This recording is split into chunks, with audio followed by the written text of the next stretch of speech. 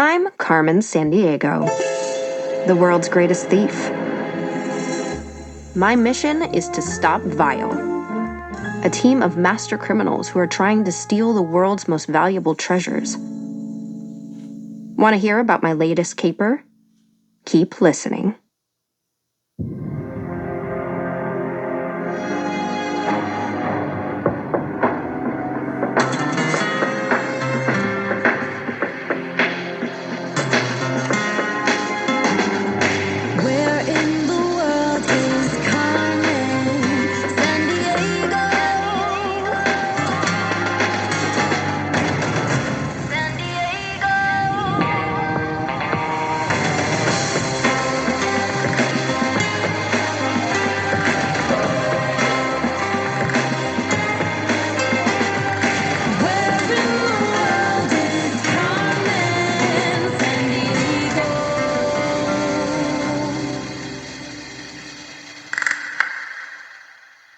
The Fishy Doubloon Caper. Carmen SanDiego is the world's greatest thief. She travels the world, trying to stop Vile's evil plans. So, where in the world is Carmen SanDiego? Hola, Carmen. How's sunny Ecuador? Wet. Carmen was scuba diving off the coast of Ecuador in South America. She was a mile from shore and 30 feet underwater. Ecuador is known for two big exports, bananas and tuna. I wonder how a banana fish sandwich would taste. Maybe I'll find out when I get back on dry land. Right now, let's find that shipwreck. You should be close. Let me double-check those satellite images I intercepted. That's Player, high school student and expert hacker.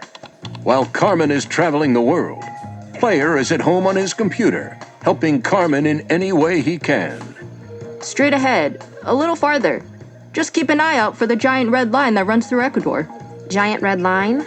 Ha ha, very funny, Player. You're talking about the equator, the imaginary red line that divides our world into northern and southern hemispheres. That's right. The equator runs right through Ecuador. That's how Ecuador got its name. Equator, Ecuador. Any sign of that shipwreck? I see some amazing coral, my favorite color, red, and wow, an actual manta ray swimming right underneath me. It looks like it's flying underwater. The world's largest known population of manta rays lives off the coast of Ecuador. Some of them have a 20-foot wingspan. Player, tell me more about this shipwreck we're looking for. How did it end up on the bottom of the ocean? Nobody knows for sure.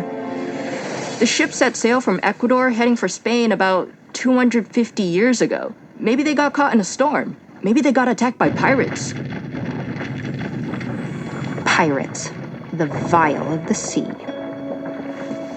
Either way, the ship was never seen again. Until now. Player, I found the shipwreck. Bigger than I expected. I'm going down for a closer look. Taking a deep breath from her oxygen supply, Carmen dove toward the 250-year-old shipwreck. Down past a school of tiny fish that scattered around her. Down past reaching fans of coral.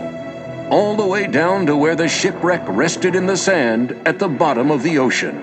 The ship looks like it's in bad shape. It's lying on its side and the mast is snapped in half. I guess that's why they call it a shipwreck. I should find a way inside. So, if the ship was attacked by pirates, what were they looking for? Not bananas and tuna, I'm guessing. The ship might have been transporting Spanish doubloons when it sunk.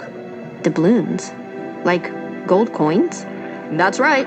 Doubloon. Really rolls off the tongue, doesn't it? A big enough haul could be worth millions today. Which means there's a good chance that Vile is looking for them too. I see a hole in the hull. I'm going inside. Pulling aside a loose board, Carmen squeezed her way inside the shipwreck's hull. The inner deck was dark and encrusted with barnacles. A dozen different sea creatures had made it their home. It's like I stepped out of a time machine.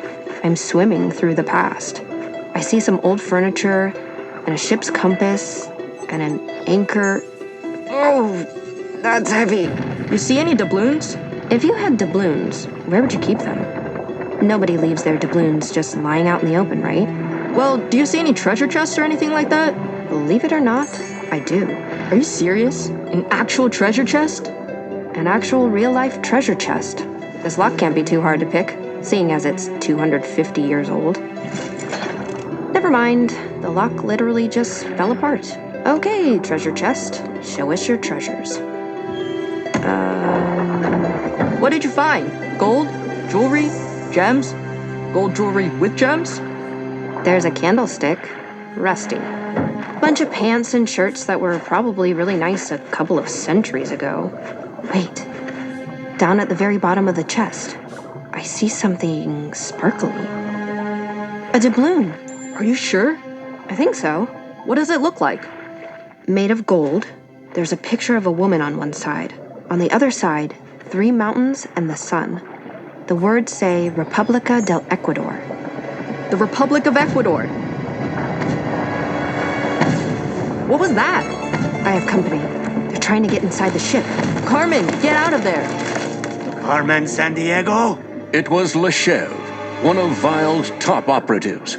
His name means the goat in French, because like a mountain goat, Le Chevre is a master climber. Le Chevre, I expect to find you up high, not down deep. I go wherever there's gold. Speaking of which, I'll take that doubloon. Le Chevre launched himself through the water like a missile, roughly tackling Carmen. She crashed painfully into the rotting planks of the ship's floor. The doubloon went flying. Carmen and Le Chevre darted after it. I got it! But I got you. With enormous strength, Le Chevre tackled Carmen through the hull of the ancient ship, back out into the open water of the ocean. Carmen held on to the coin. Hand over that doubloon, Carmen SanDiego. How about we flip for it? Carmen flipped the doubloon through the water. Le Chevre lunged after it, catching the coin in mid-flip. Heads, I win. Heads up then! Turning on powerful jets hidden in her scuba suit, Carmen pushed Le Chevre from the back right into a clump of fire coral. Yow! The coin went flying again. This time, Carmen grabbed it. That's fire coral. Stings like a bee, but a lot worse. Turning her scuba jets upward, Carmen swam for the surface. Carmen, what's going on? A little trouble with a goat on a boat. Le Chevre? Behind Carmen, Le Chevre picked up the ship's anchor and hurled it like a harpoon. Yeah! Ow! The anchor smashed into Carmen, knocking the doubloon out of her hand. As the coin sank through the water, Carmen fired her scuba jets and dove after it. Closer, almost got it, and... No way. What happened? A fish swallowed the doubloon. That fish was a yellowfin tuna, metallic blue with yellow fins, 3 feet long. They eat other fish, squid, and today, a gold doubloon. I'm going after it. Blasting her scuba jets, Carmen sped after the runaway tuna out into deeper waters. The tuna was fast, but Carmen was faster. Here, fishy, fishy, fishy. Suddenly, an enormous net rose from the ocean beneath them, scooping the yellowfin tuna out of the water and into the air. Come on. Seriously? Carmen surfaced to see that the net was attached to a fishing boat.